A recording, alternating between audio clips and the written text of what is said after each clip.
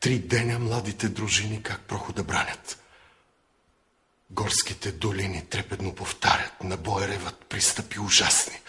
12 път гъсти орди лазят по урвата дива и тела я стелят и кръв я залива. Бури подир бури, рояк след рояк. Сулейман безумни сочи върха пак и вика: търчете, тамо са раите. И ордите тръгват с викове сърдити и Аллах грамовно въздухът разпра. Върхът отговори с други вик: ура! И снов дъжд куршуми, камъни и дървя. Дружините наши оплискани с кърви пушкат и отблъскват без сигнал, без ред. Всякой гледа само да бъде напред. И гърди геройски на смърт да изложи и един враг повече мъртъв да положи. Пушкалата екнат, турците реват, насипи налитат и падат и мрът. Идат като тигри, бягат като овци и пак се завръщат. Българи орловци като лъвове тичат по страшни редот. Не сещат ни жега, ни жажда, ни труд. Штурмът е отчаян. Отпорът е лют. 3 дни вече се бият, но помощ не иде. От никъде взорът надежда не види. И братските орли не фърчат към тях. Нищо. Те ще паднат, но честно, без страх, като чъпа спартанци под сганта на Ксеркса. Талазите идат, всичките на Штрекса. Последният напън вече е настал. Тогава Столетов, нашия генерал, ревна гороломно: млади опълченци, венчайте България с лаврови венци. На вашата сила царят повери прохода, войната и себе дори. При тези думи силни, дружините горди очакват геройски душманските орди. Бесни, шумещи, о, геройски час! Вълните намират канари тогаз, патроните липсват, но волите траят. Щикът се пречупва, гърдите остаят.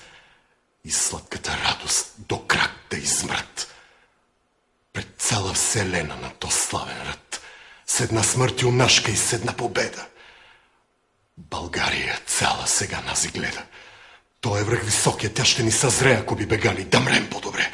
Няма вече оръжие, има хекатомба. Всяко дърво мече, всяко и камък бомба.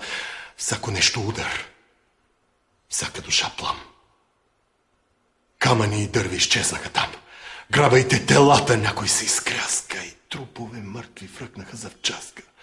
Кът демони черни над черни рояк. Катурят, струпалят, като живи пак. И турците тръпнат друг път невидели, ведно да се бият живи умрели. И въздухът цепят с демонски вик. Боят се обръща на смърт и на щик. Героите наши като скали твърди желязото срещат с железни си гърди. И фърлят се с песни в свирепата сеч. Като виждат харно, че умират вече. Но вълни по-нови от орди дивашки гълтат, потопяват орляка юнашки. Йошник ще падне заветния хълм. Изведнъж Радецки пристигна с гръм. И днес